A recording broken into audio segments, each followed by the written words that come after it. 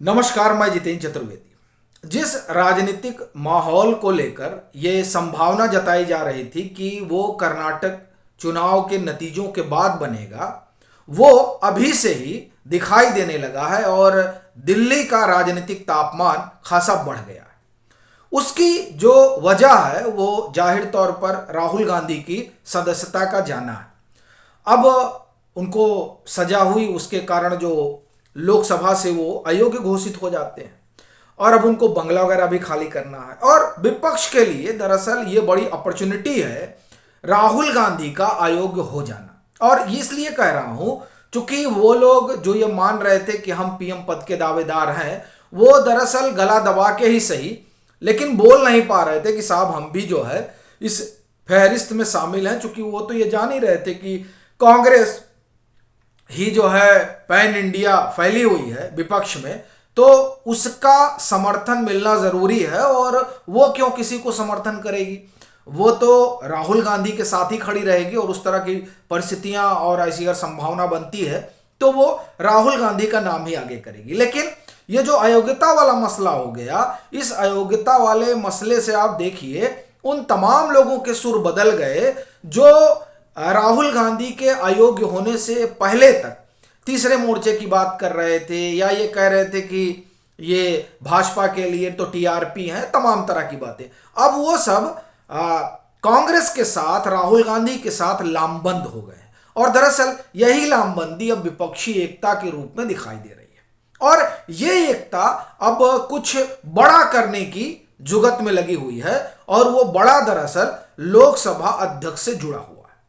लोकसभा अध्यक्ष को लेकर इन लोगों का अपना एक, आप ये कहें कि आग्रह रहता ही है। इनका मानना है कि साहब लोकसभा अध्यक्ष जो है वो पूर्वाग्रह से ग्रसित है, वो निरपेक्ष भाव से जो है वो सदन को नहीं चला रहे हैं। और अगर आपको ख्याल हो तो राहुल गांधी ने जब वो ब्रिटेन से लौट कर आए, वहां जो कुछ उन्होंने कहा था, उसके बाद पीसी में वो इस बात का जिक्र करते हैं। पीसी बोले तो प्रेस कॉन्फ्रेंस में जो 24 अकबर रोड पर होती है, उसमें वो कहते हैं कि साहब हम तो गए थे लोकसभा स्पीकर के पास और हमने उनसे कहा कि तीन तीन चार चार मंत्रियों ने हमारे ऊपर आरोप लगाए हैं तो हमें हमारा पक्ष भी रखने दिया जाना चाहिए, लेकिन उन्होंने हमको समय नहीं दिया, हंसकर बात टाल दी, इस तरह की बात उन्होंने कही। तो ये दरअसल सीधे तौर पर लोकसभा अध्यक्ष को कटघरे में खड़ा करने वाला मसला है और विपक्ष वैसे भी उनके ऊपर हमलावर रहा ही है और इसकी कई नजीरें भी हैं।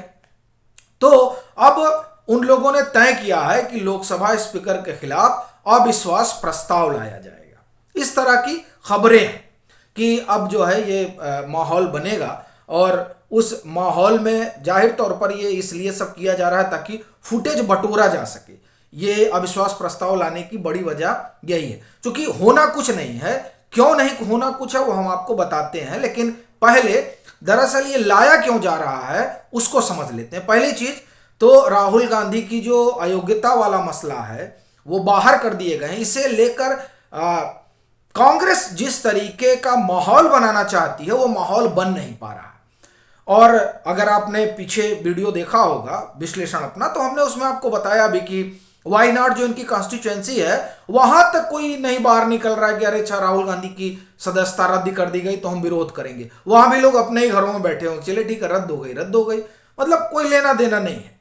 तो अब और जो आप ये कहें कि कांग्रेस को जिस तरह से एक मोमेंटम बनना चाहिए था वो भी नहीं बन पा रहा है। कांग्रेस को भी लग रहा है कि यार कुछ हो ही नहीं रहा है, क्या किया जाए। अच्छा, विपक्ष को ऐसा लग रहा है, जो और विपक्ष में लोग हैं उनको ऐसा लग रहा है कि ये जो कुछ हुआ है राहुल गांधी के साथ उसको कैसे भुनाया जाए और उनके मतदाता वर्ग को कैसे अपने साथ जोड़ा जाए।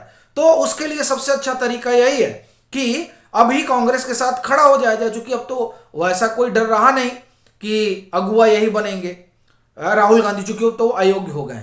तो इसलिए पूरा विपक्ष एक मोमेंटम बनाना चाहता है और उस मोमेंटम के जरिए वोट बटोरना चाहता है, क्योंकि उनके दिमाग में ये बात तो है ही है कि भाजपा को 40% ही तो मत मिले, 45%, और बाकी जो मत है वो शेष तो विपक्ष का है, तो उसे हम लूट लें, मतलब उसे हासिल कर लें।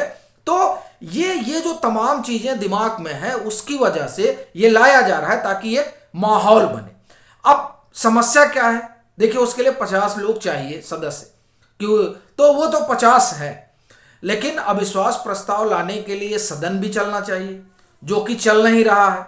और उस अविश्वास प्रस्ताव से कुछ होना नहीं है, ये आप भी जानते हैं। जो कि जो लोकसभा में तो 303 तो खाली जो है वो भाजपा के ही सांसद है, और अभी बीच में जो बाई पोल यूपी में हुआ था उसमें 2 और जुड़े थे, तो 305 हो गया है मेरे ख्याल से। और एनडीए अगर आप जोड़ लेंगे तो संभवतः 335 या 38 के आसपास, 30 या 35 के आसपास पहुंच गया है।